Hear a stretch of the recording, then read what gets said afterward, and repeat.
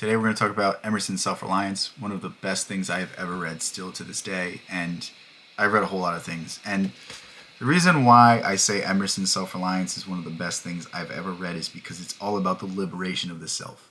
It's all about what do you want out of life and why do we not have it? Why do we not live a life that we enjoy? Why do we not live an existence in which every moment is spent in pursuit of our own heart, in pursuit of what it is that we want? And it's because we fall for conformity. It's because we are afraid of what other people will say. It's because we are bound by the structures and the systems which we enslave ourselves by. And really, the reason why I'm talking about this is because just started a book club, members only live stream, extra live stream every week, and the first assigned reading was Emerson's Self-Reliance.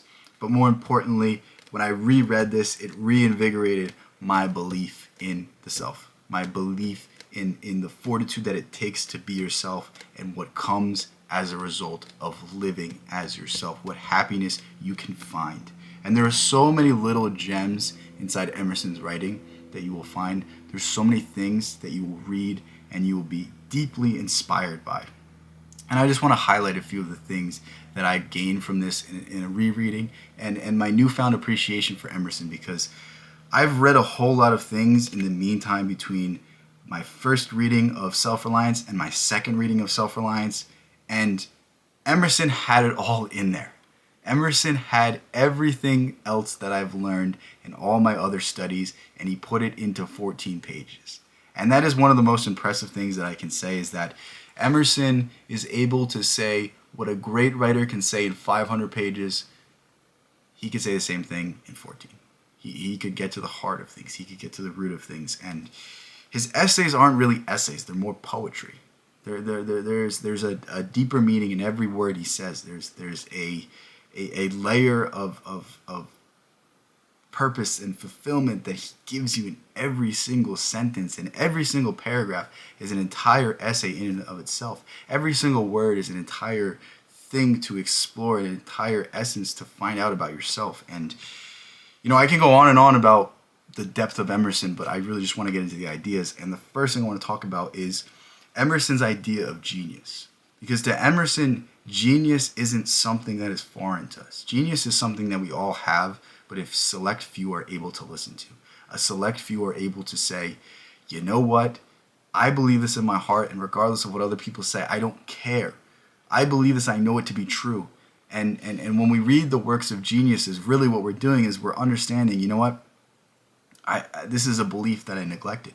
When you read the likes of Dante, when you read the likes of Blake, when you read the likes of Milton, who Emerson seemingly always cites, what you're finding is your own soul. You're finding something that you once held in belief, but you weren't strong enough to hold that conviction.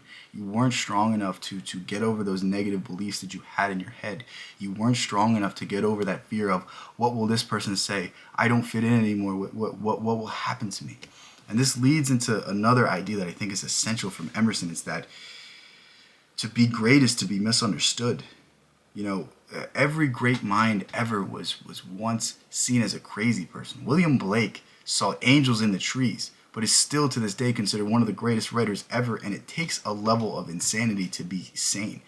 Why do you want to be sane in a world that has such craziness that operates, that has such contradictory ideas, that is such boring and monotony? And wouldn't you rather be seen as crazy as, like wouldn't you rather be crazy in a world that you love versus sane in a world that you hate?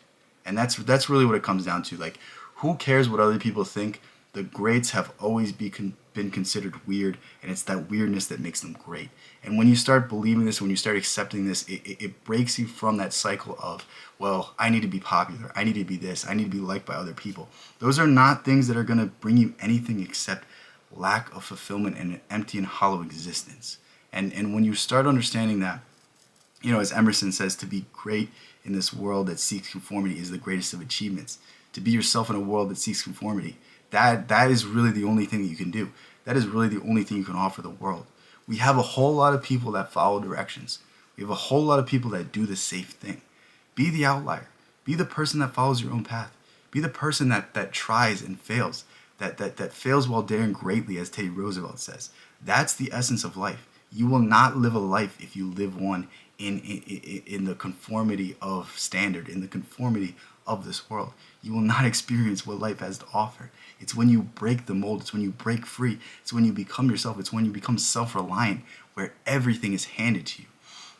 And then Emerson goes into to much more interesting ideas, such as, what it takes to be yourself, what it takes to be yourself in a system, in a belief system, and how those are all limiting. Like, he cites several different new philosophical, new metaphysical, new religious systems, and he says they're just a reskinning of the old thing. They just replace old beliefs with new words and then keep you in the same cycle of servitude. But when you believe your own system, when you have your own way of doing things, that's where you're free to try and fail. That's when you're free to experience the world as it is instead of through a set lens. William Blake has a quote that perhaps summarizes this perfectly. He says, "I must either create my own system or be enslaved by another man's." And that's really what Emerson's telling you to do, is that if you don't have your own way of life, then you will live someone else's way of life, and that way of life is not yours. And if you can't live your own way of life, you're not going to find anything in this world worthwhile. And various other things that he talks about.